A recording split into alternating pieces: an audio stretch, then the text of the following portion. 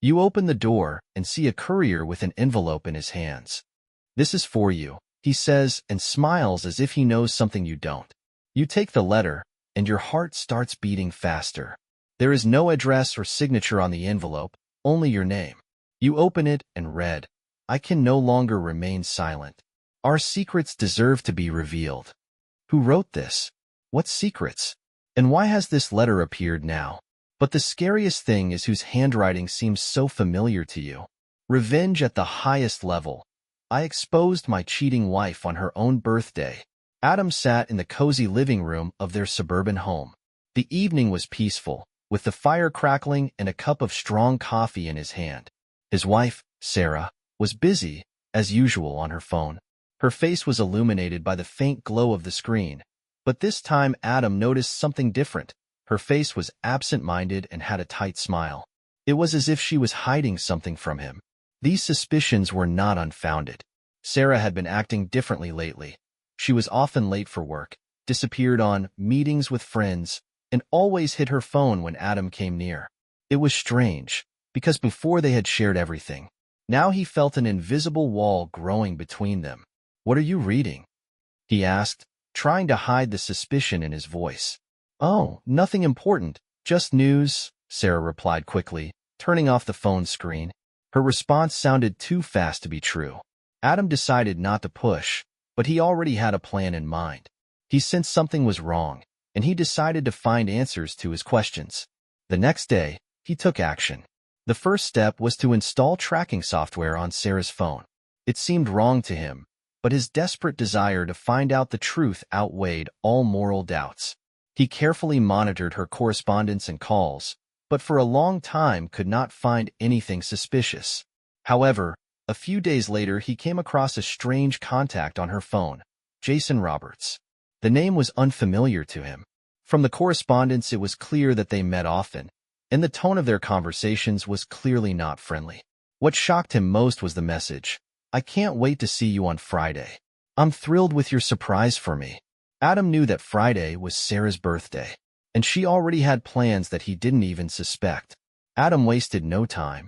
He decided to make this day unforgettable, but not in the way Sarah had hoped. He booked a restaurant for the celebration, invited all her friends and family. But the main surprise was to be Jason's arrival. He had everything set up so that he would have irrefutable evidence of her infidelity. Cameras were set up in the restaurant to record every moment. Adam even found someone who agreed to play the role of a waiter and keep an eye on Sarah and her guest. It was Friday night. Sarah looked stunning. An elegant black dress, bright makeup. She thought she was going to a regular dinner with her husband, but in fact it was her own trap. Everything went according to plan at the restaurant. The guests had gathered. The celebration had begun. Sarah looked a little tense, but Adam pretended not to notice. He even proposed a toast in her honor, which further fueled her suspicions. Suddenly, when it was time to give the gifts, the doors opened and Jason walked in. His face showed complete confusion as he saw the crowd of people and Adam standing next to Sarah. "And here's your surprise, honey," Adam said, pointing at Jason. "Isn't this what you've been dreaming about?" Sarah froze in place. Her eyes widened in shock, her face turning white. All the guests began to whisper, trying to understand what was happening. Sarah stood in the center of the room, her guests' eyes sharper than blades. Her heart was pounding so hard she could feel it in her ears. A sense of shame mixed with fear, but she couldn't let herself fall. She had to find a way to save face in front of everyone. "What nonsense is this?" she finally said, her voice trembling, but she tried to sound confident. "Who is this man? And what is going on here?" Adam watched her intently, as if expecting her mask to fall. "Enough, Sarah," he said coldly. "You know perfectly well who it is. And believe me, everyone will know now what you've been hiding." "Me? Hiding? Are you kidding?" Sarah tried to laugh, but her voice cracked. She turned to the guests. "He's just jealous. That's what it is. He's always been like that. You all know it." Jason, still standing by the door, looked confused, as if he didn't understand how he had gotten himself into this mess. He opened his mouth to say something, but Adam held up a hand to stop him. "Do you really think you can deny everything?" Adam asked, his voice calm but with a hidden anger. Then maybe you can explain this? He pulled out his phone and opened the app with his recorded messages. The text messages between Sarah and Jason appeared on the screen. All the details were there, from sweet greetings to plans for a meeting that seemed too intimate to be friendly. Sarah took a step back, her face turning red. It's not what you think, she said quickly. Jason is just a friend. We were talking about work. Work? Adam raised one eyebrow. At 2 in the morning? Or was it work you were talking about when you wrote to him? I can't wait to see you on Friday? The guests began to whisper, and Sarah felt the situation getting out of hand. She turned to Jason, hoping he would confirm her words. Tell them, she said to him, her voice pleading. Tell them there was nothing between us. Jason thought for a moment. His gaze swept over everyone present, but then he sighed. Sarah, I can't deny it, he said quietly. We spent time together, and you know it wasn't just friendship. Jason's words came like an explosion. Sarah froze as if cold water had been poured over her. Her eyes filled with tears, but she quickly controlled herself. Okay, yes, I made a mistake, she cried. But Adam, you're no saint. You were always busy working. You never listened to me. It was your fault. Adam moved closer to her, his face as cold as stone. You can blame me all you want, he said, but it won't change the fact that you betrayed me. And you did it on your birthday, when I was trying to make you happy. Sarah grabbed her handbag and turned sharply to the guests. You are all traitors, she shouted. I don't want to see you anymore. She ran out of the restaurant, leaving everyone in confusion. Adam stood there, watching the door close behind her. A tense silence fell in the room, broken only by Jason's voice. I'm sorry, Adam, he said. I didn't want it to end like this. Adam looked at him again, and anger was visible in his eyes. You're just another mistake in her life, he replied. But now everything will change. Sarah returned home, trying not to cry. Her fingers gripped the steering wheel so tightly that her knuckles turned white. Shame, anger, and pain were all mixed in her head. But most of all, she was tormented by the question. What would happen next? She couldn't shake the feeling that this time Adam had gone too far. Opening the door, she immediately felt that something had changed. There was a tense silence in the air that seemed to squeeze her throat. Sarah entered the living room and saw their photos together taken off the walls. Instead of warm family pictures, there were empty nails. Adam, she called, but all she heard in response was the faint sound of a clock ticking in the corner. She went to the bedroom, and there the worst awaited her. On the bed stood neatly stacked suitcases, her suitcases. A note lay next to it. With trembling hands, Sarah took it and read, This is the end. I left you here so you could get your things.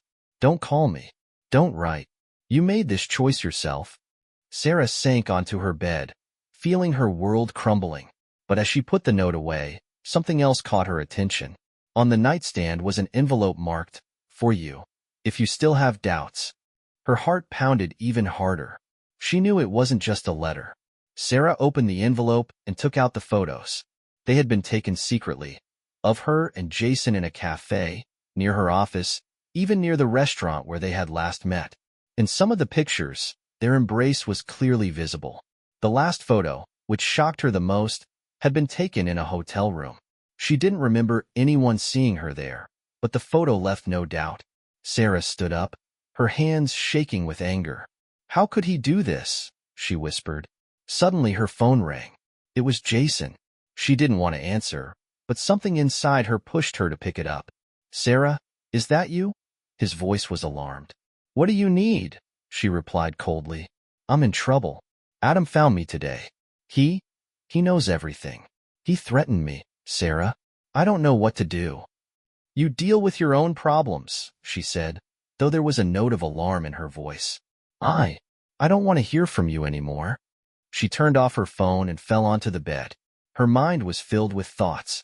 She knew this wasn't the end. Adam wasn't one to just let things go. He was preparing something more. That evening, Sarah gathered her thoughts and decided to call Adam. She dialed his number, but the call didn't go through. Her number was blocked. She felt her panic rising.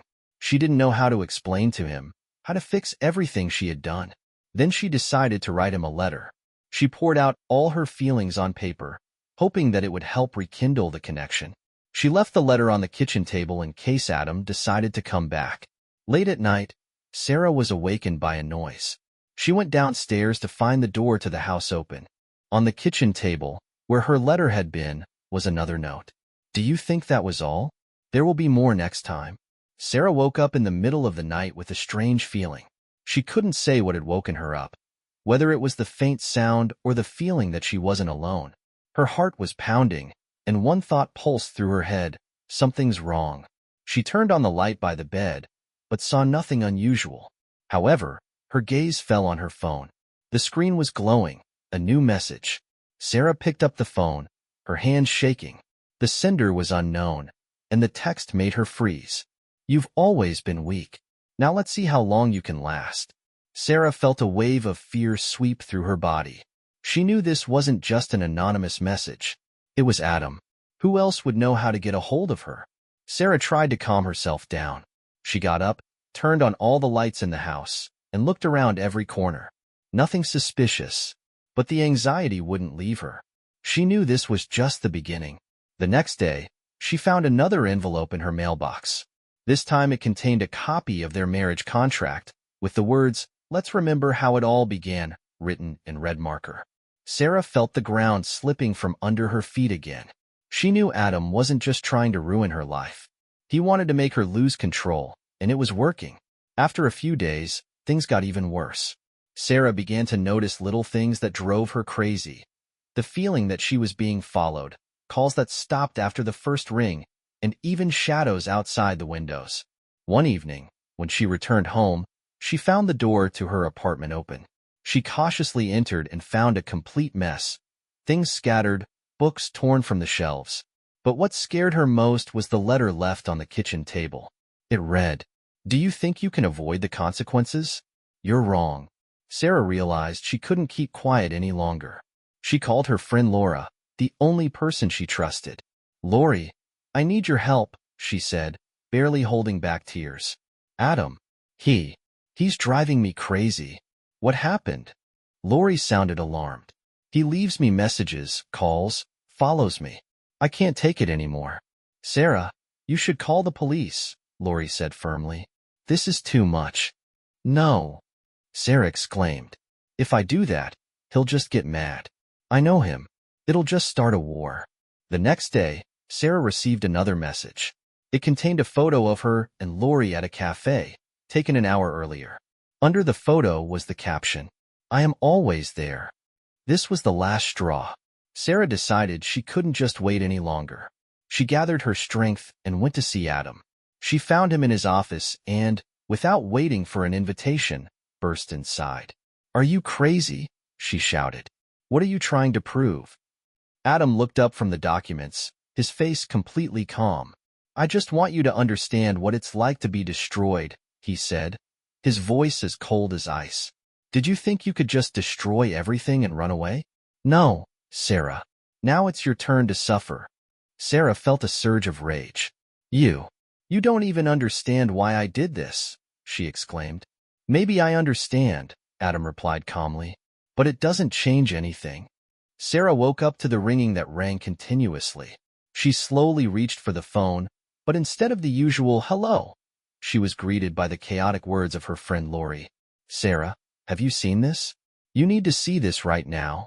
Sarah felt a cold sweat run down her spine. She opened the social media app, and her heart sank. On the homepage, in her friend's feed, was a post from Adam. It was accompanied by a photo of their wedding, and below it was a series of screenshots of her text messages with Jason. In the text of the post, he wrote, "When you give everything to a person, and all they know how to do is lie and cheat. Friends, this is who my wife really is. Is such a person worthy of your trust?" The comments were already swarming like wasps. Some sympathized with Adam, others condemned Sarah. Her chest filled with a heavy sense of shame that was impossible to contain. She felt her world begin to crumble with each new message, each like and repost. Sarah tried to gather her thoughts, but it seemed like every minute was getting worse. She called Adam, but his number remained blocked.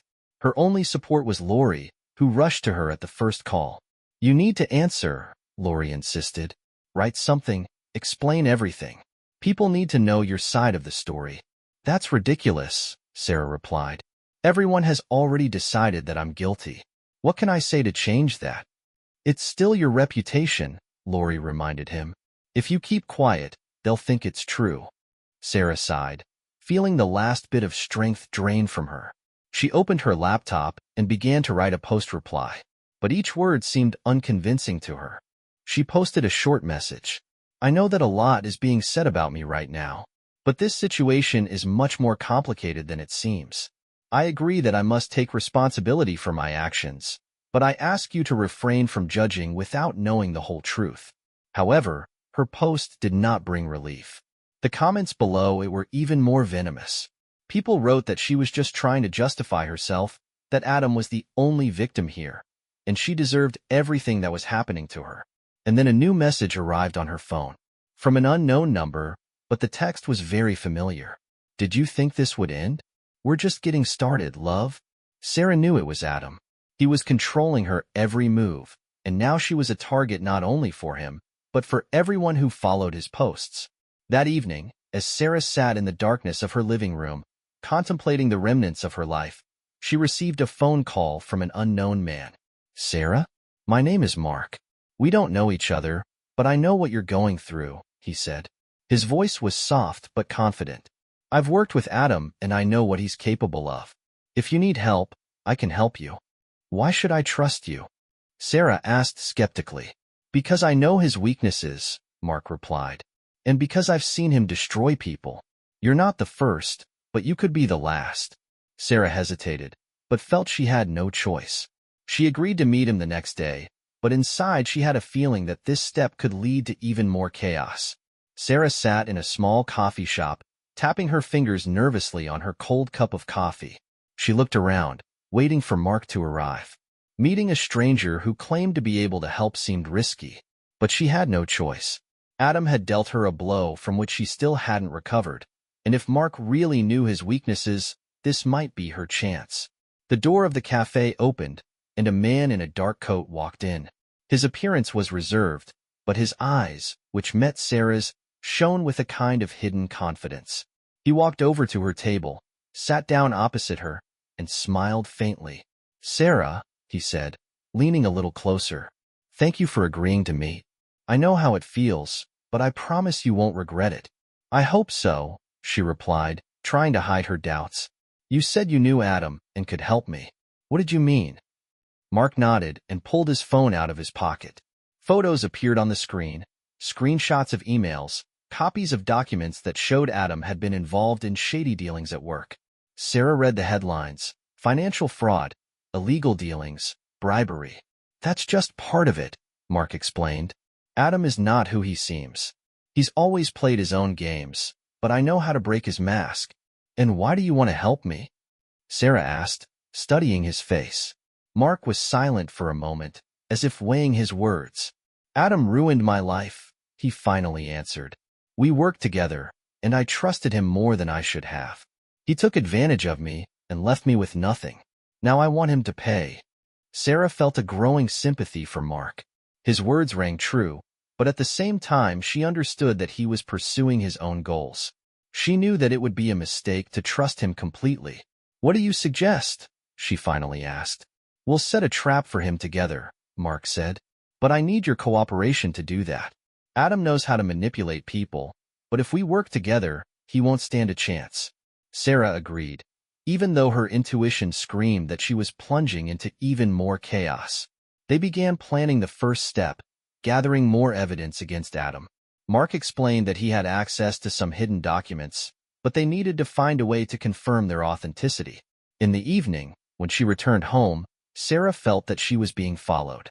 She looked around, but the street was empty. However, when she entered the apartment, there was a note on the table. "Playing someone else's game? Think twice." Sarah felt her legs give out. Adam knew about her meeting with Mark. But how? She dialed his number, but he didn't answer.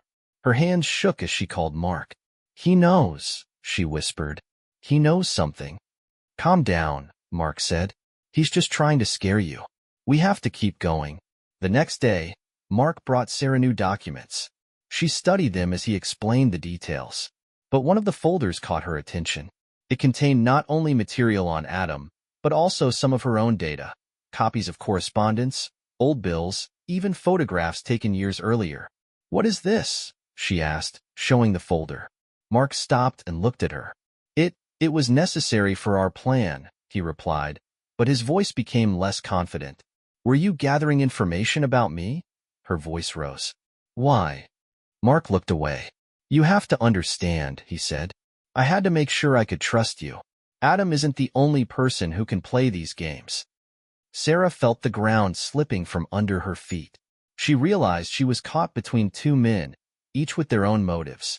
She had to decide who to trust, if anyone could be trusted at all. Sarah sat in her living room, lost in thought. Her intuition told her that Mark could not be completely trusted, but she had no choice. She decided to keep him around, but now she would play by her own rules. If Mark wanted to manipulate her, she intended to turn the tables on him. She wrote him a message. "See you tomorrow. I have an idea on how to move forward, but it needs to be discussed in person." The answer came almost instantly. "Okay, tell me the time and place." The next day, Sarah and Mark met in a downtown cafe. Her gaze was determined, her voice confident. "Mark, we can't beat Adam if we act haphazardly," she began. "I have an idea to make him make a mistake." "I'm listening," Mark replied, leaning forward a little. Sarah explained her plan. She wanted to create the illusion that she had accepted defeat. Her goal was to make Adam feel so confident that he would reveal his own weaknesses. "But I need your help to do that," she added. "You know how he thinks. You've worked with him. You've seen him in action." Mark nodded, but his eyes remained wary. "Are you sure this will work?" he asked. "We have no choice," Sarah replied. "Either we take the risk, or he will destroy us both." Sarah took action. She wrote Adam a message apologizing and asking to meet to discuss their future. Her words were filled with remorse, but there was a cunning undertone. She knew Adam would not be able to resist the temptation to see her in such a humiliated state. The meeting was scheduled at the restaurant where they had once celebrated their anniversary. Sarah had chosen this place specifically to evoke a sense of triumph in Adam. She appeared in an elegant dress, but her gaze was cold. "Thank you for coming," she said, sitting down at the table. Adam looked at her carefully. "Have you decided to give up?" he asked with an ironic smile. "I realized there was no point in fighting," Sarah replied, leaning closer. "You won. But if you leave me alone, I promise not to interfere in your life." Adam smiled even wider. "I knew you would understand this sooner or later," he said. "But you know, Sarah, I haven't decided yet whether you deserve forgiveness." Sarah held herself together, even though everything inside her was seething. She knew that every word she said now was part of the game. After the meeting, Sarah told Mark all the details of their conversation. They began to gather evidence. They recorded videos of Adam bragging about his actions and tracked his movements. Every step brought them closer to their goal. But one day Mark came to her with news that made her think.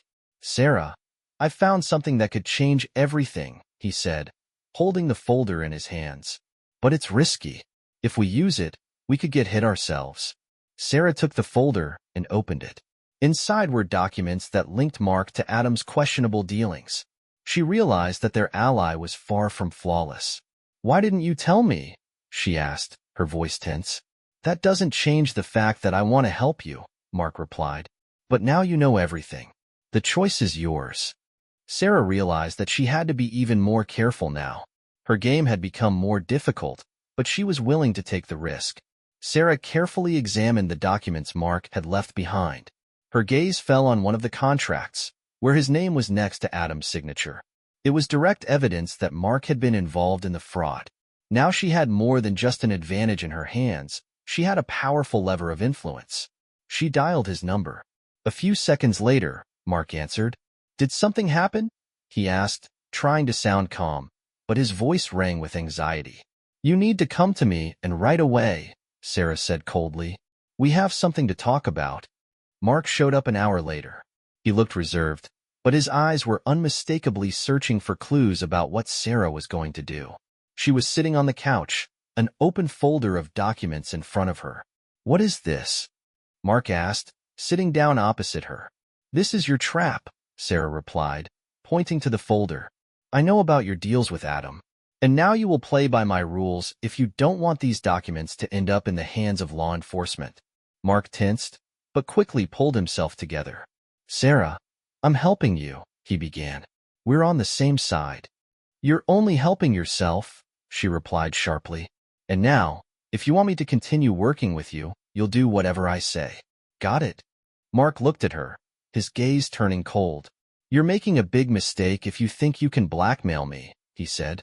Sarah leaned closer, her voice calm but steely. "Maybe," she said, "but you leave me no choice."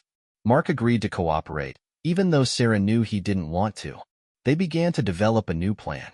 Mark was to use his connections to find more incriminating evidence on Adam.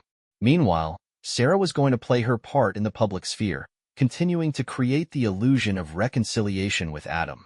Adam, unsuspecting, continued to build his game. He began to prepare another blow to Sarah, but this time she was ready. A few days later, Sarah received a text from Adam inviting her to a business dinner. She realized this was her chance to expose him. She shared the plan with Mark, and they decided to install hidden cameras to record everything that happened during the meeting. At dinner, Adam was confident of his victory. He openly talked about his plans, unaware that it was all being recorded. Sarah skillfully kept the conversation going, forcing him to say more than he had planned. After the meeting, she and Mark reviewed the tapes. It was irrefutable evidence that could have destroyed Adam's reputation. But that's when Mark made an unexpected move. "We must wait," he said. "If we expose him now, he will find a way to recover. We must destroy him completely." Sarah felt her patience running out. "If you hide anything from me, Mark," she warned, "it will end badly for you." "Trust me," he replied. "I have a plan." Sarah was standing by the window of her apartment, staring out at the nighttime cityscape. Her thoughts were interrupted by a notification on her phone. It was from Mark. "Did you see the news?" Sarah quickly opened her news feed and froze in horror. An article appeared on the main page of the popular site with her photo and the headline, "Sarah Gray, Traitor or Victim?" The article detailed her relationship with Adam, the financial scandals in which she was allegedly involved, and hinted at her collaboration with Mark. She felt her heart clench with fear. Her hands trembled as she dialed Mark's number. "He knows," she said, barely keeping her voice down. "Adam knows about us." "Don't worry," Mark replied. "We expected him to act. But this is riskier than I thought." An hour later, Mark showed up at her apartment, looking worried. He placed in front of her some printouts of the photos he had just received. "Is this from?" Sarah began, but couldn't finish. "Yes," Mark confirmed. "He was watching us. It was from the restaurant's surveillance cameras. Now he has dirt on us." Sarah clenched her fists. She felt anger begin to overpower fear. "What does he want?" she asked. "So that we can stop," Mark replied. "But I'm sure this is just the beginning. Adam is never satisfied with small things." A few days later, Adam contacted Sarah himself. His voice on the phone was calm, even friendly. "Sarah, I thought you were smarter," he began. "You're playing a game you can't win." "What do you want, Adam?" she asked sharply. "Just peace," he replied. "You stop trying to destroy me, and I'll leave you alone. All I need is Mark. He's your problem, not mine." Sarah understood that Adam was trying to create discord between them, but she also knew that if they didn't unite, they wouldn't have a chance.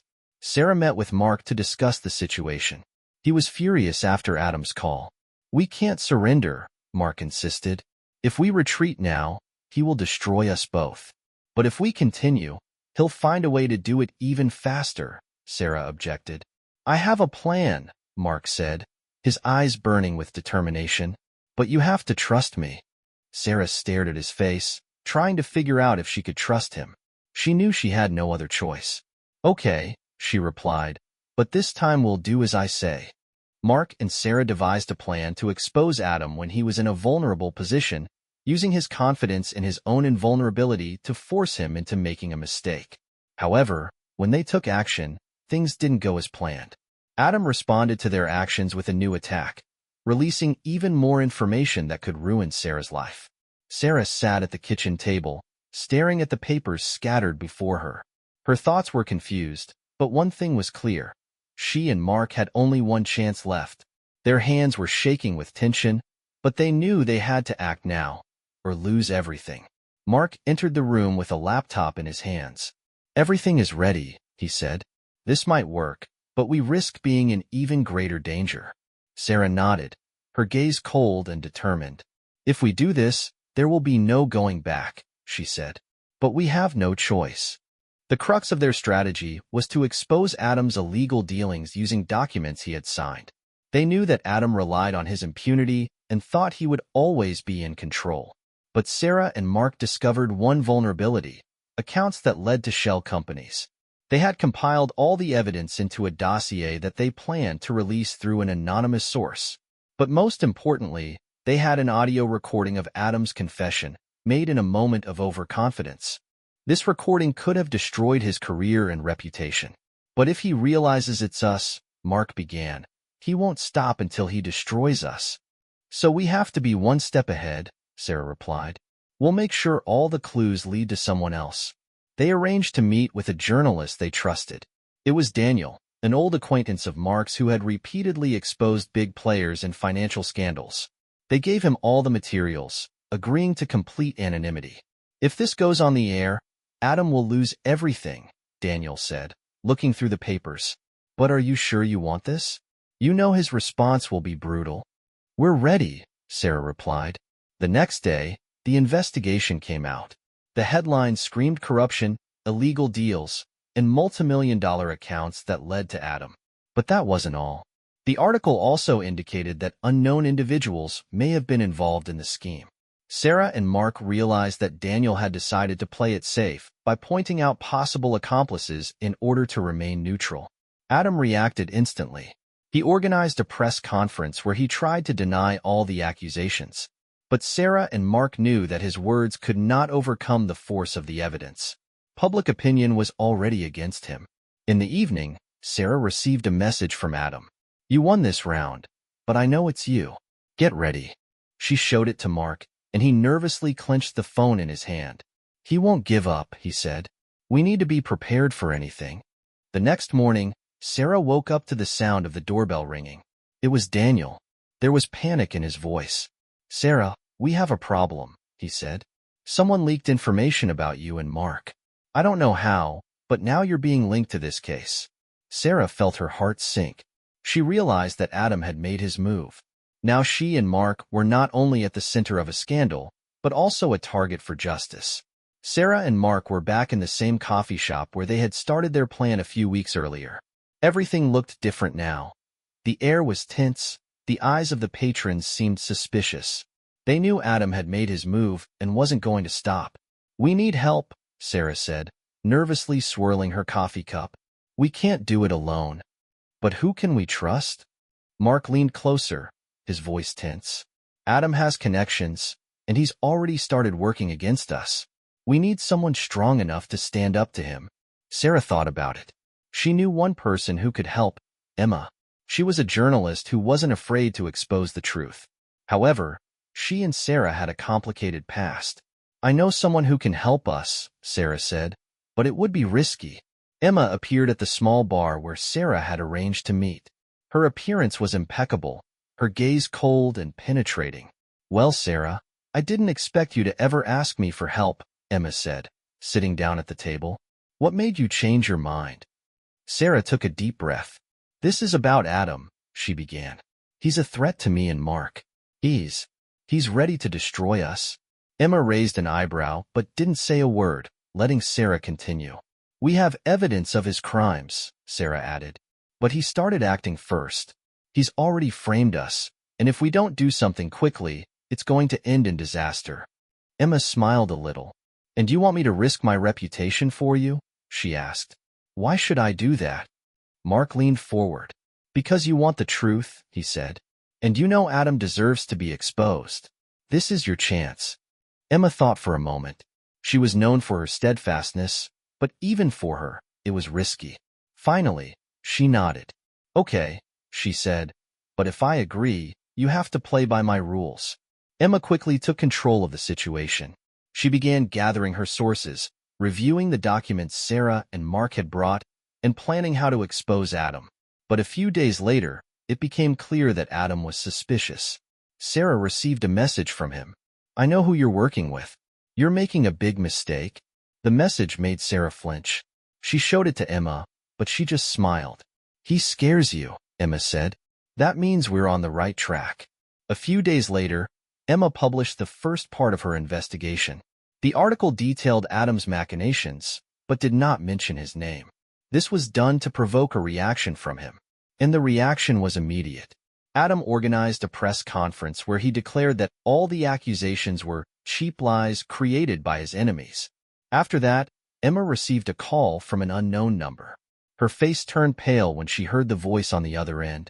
If you don't stop, this is going to end very badly for you, Adam said. Emma hung up the phone, her hands shaking. She realized the game was becoming deadly dangerous. Emma sat in her office, staring at her computer screen. The final edits to the article opened before her. She knew that this publication could change the course of events and ruin not only Adam's life, but her own. Are you sure you want to do this? Asked Sarah, who was sitting next to him, her hands clenched in excitement. You saw what he was capable of. Emma looked at Sarah, her eyes filled with determination. If we back down now, he wins, she replied. I can't let that happen. Mark, who had been standing a little to the side, came closer. We're all in this together, he said. But if something goes wrong, you should know that he'll stop at nothing. Emma nodded and clicked the publish button. A few minutes later, the article appeared on the front page. There was no turning back now. Within an hour, the article had sparked a flurry of reactions. Social media exploded with discussions. Everyone was paying attention to the evidence provided in the article. Adam was in the spotlight. He was accused of financial fraud, corruption, and blackmail. Emma received a message from an unknown number. You made a mistake. Now we'll see how far you go. Sarah looked at the message and felt her heart sink. It's him, she whispered. He's cooking something. That evening, Sarah and Mark returned to their apartment, but they felt like they were being watched. All their calls were being dropped, and their computers were acting strangely. Adam began using his resources to isolate them. Emma wasn't left out either. Her office had received a notice of illegal action, and someone was trying to break into her house. She called Sarah. He's serious, she said, but we can't back down. We have more material, and I'm ready to publish it. Sarah remained silent, listening to Emma's voice almost break. She knew that if they went any further, it could be fatal for them. The next day, Adam made his move. An article appeared on the news site's front page accusing Sarah and Mark of rigging and conspiring against Adam. The article was filled with false evidence, and now they were the target of public opinion. Sarah sat on the couch, her phone in her hands. The comments under the article were brutal. We can't win this war, she said, breaking down in tears. Mark hugged her, but his gaze was firm. We can't give up, he said. We have to find a way to strike a blow he can't predict. Emma joined them via video link. I have material that could be the final blow, she said. But to do that, we need to expose his closest allies. If we can prove he wasn't working alone, it will make his system collapse. Emma sat in the newsroom, watching the latest piece go up on the site. Her fingers were shaking with excitement, but she forced herself to press the publish button. This article was final. It exposed all of Adam's crimes, including his closest allies, their accounts, and their connections. Now everything was out in the open. Emma's phone rang almost immediately after the post. An unknown number. She hesitated, but answered. You've crossed the line, Adam's cold voice said. Now no one can save you. Emma hung up the phone abruptly, trying to remain calm, but her heart was beating so loudly that she could hear every beat. Sarah and Mark saw the article a few minutes later, their faces reflecting a mixture of relief and fear. It's the end for him, Sarah said, but I'm afraid it could be the end for us too. He won't give up, Mark agreed. We have to be ready. Late at night, they received a call from Emma. I need your help, she said, her voice strained. I think I'm being followed. Sarah and Mark immediately drove to her apartment. When they arrived, the door was open. They entered and saw things scattered around, but Emma was nowhere to be found. There was a note on the table. You can't win. Sarah and Mark went to the police, but it didn't help much. They began their own investigation, using Emma's contacts and materials. Gradually, they realized that Adam had used all his resources to destroy them. They found a few clues that pointed to a place where Emma might be, an old warehouse outside of town. They decided to take a chance. The warehouse was dark and cold. Sarah and Mark, armed only with flashlights, moved cautiously among the boxes. They heard a faint sound. It was a voice. They found Emma tied to a chair, but before they could free her, Adam's men appeared. Did you really think you could beat me?